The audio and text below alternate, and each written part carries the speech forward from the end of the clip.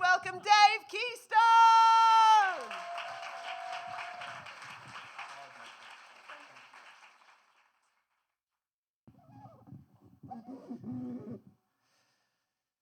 Thank you in advance for listening to this story. It's early summer 2019, and I'm going for a walk through Mount Pleasant Cemetery. It's calm, it's quiet, room temperature out. And I'm nervous, and I'm scared, and I'm sad, and I'm like walking on eggshells, and I'm feeling so uncomfortable.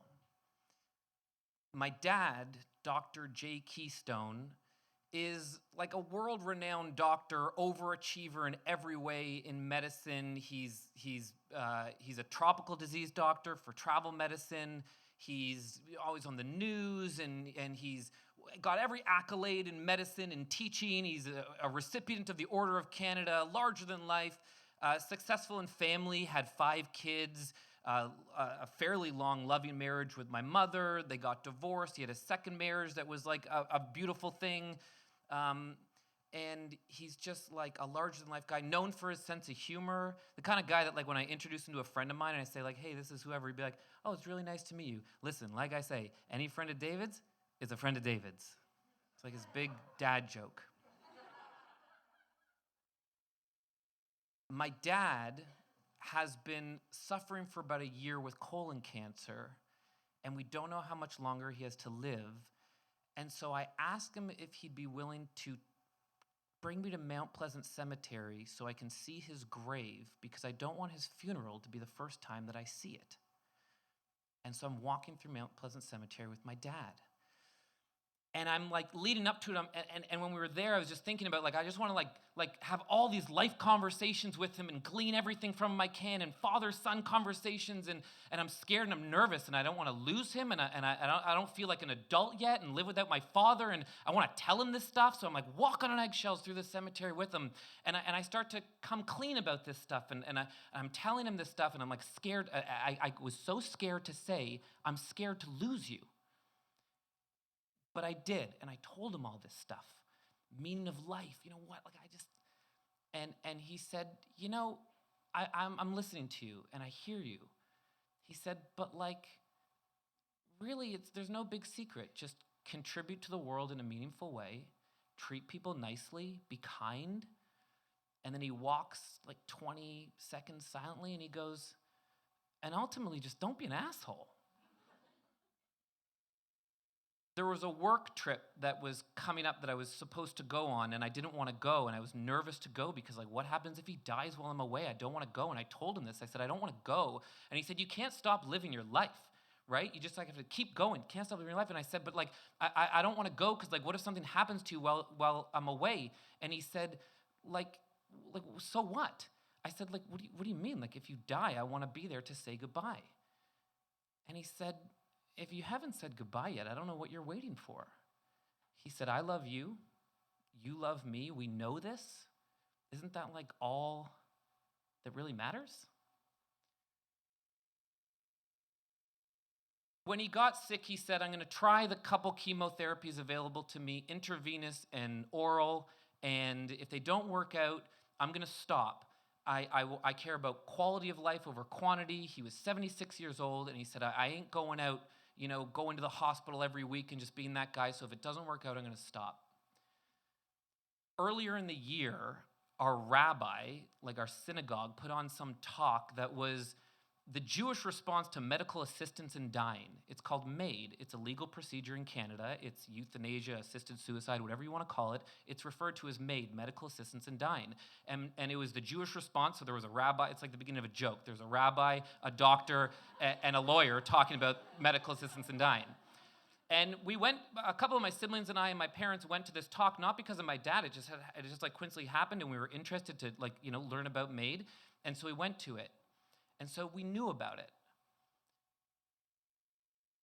My dad's health deteriorated to a point that he elected to do medical assistance in dying. Fast forward to September 3rd, 2019. Today's the day. I'm invited by his personal support worker to come help prepare him for the day. He's living at my aunt's house in an upstairs bedroom because it was the best place for him where he could have good care. He was frail. He couldn't walk anymore. He had tubes coming out of his body, draining into all these different bags, all these different tubes.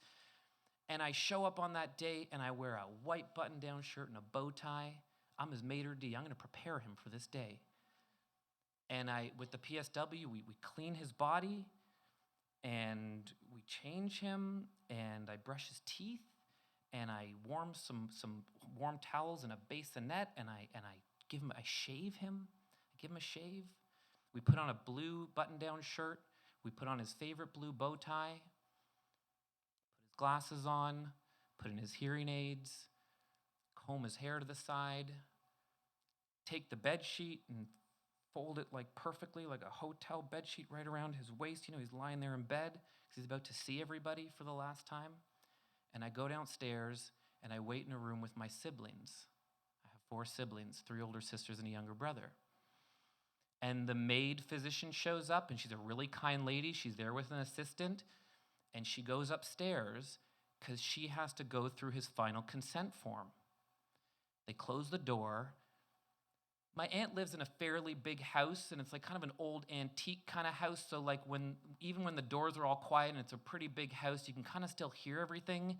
And I'm in the room with my siblings, and I'm like, I want to like try to go listen. And so I go up the stairs, and I sit on the stairs, and the banister's here, like the railing, and then the door is right there to the bedroom where he's consenting. And my siblings all notice, and one by one they come, and the 5 of us sit on the stairs quietly, so sad inside, listening to our dad consent to his death. And then the doctor comes out, and the personal support worker comes out, and the PSW says he wants to see each one of his kids one by one. So we each take turns going into the room. Then he has a couple minutes with his wife. And then he asked to be left alone for a couple of minutes.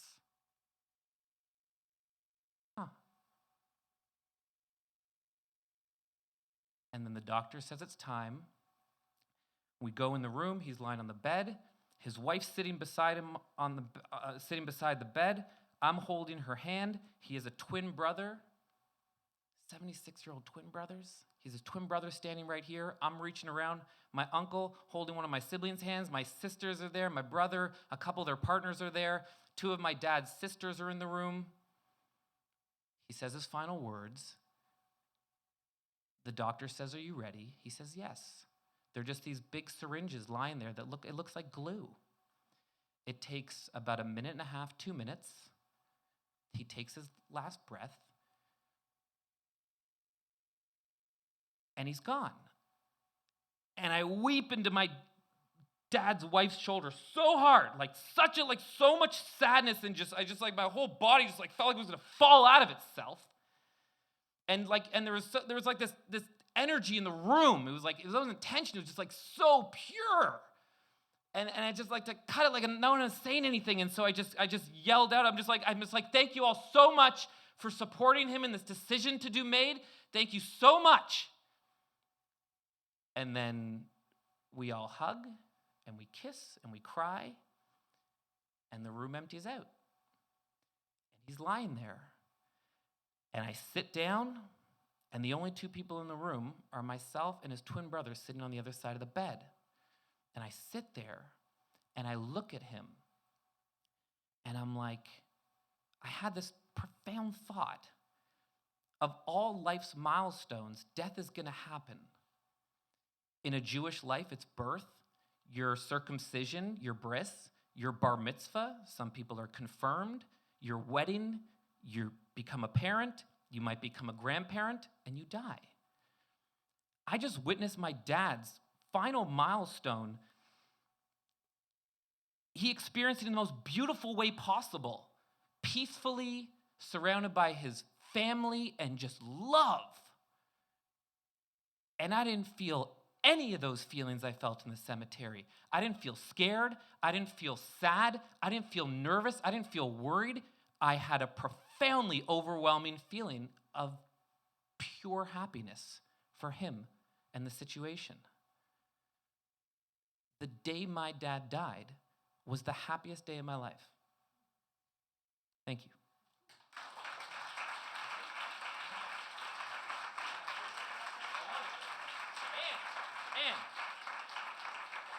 And I didn't tell this in the story because it's just like that was the story. But you want to hear the craziest thing? It's amazing. As if the universe is like this.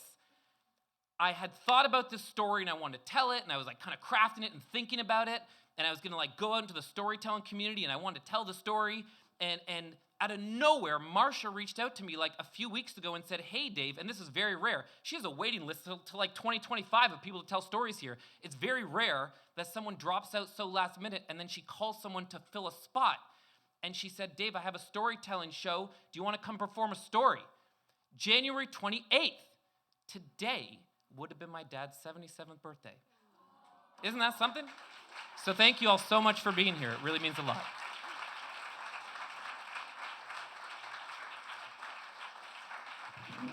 Dave Keystone.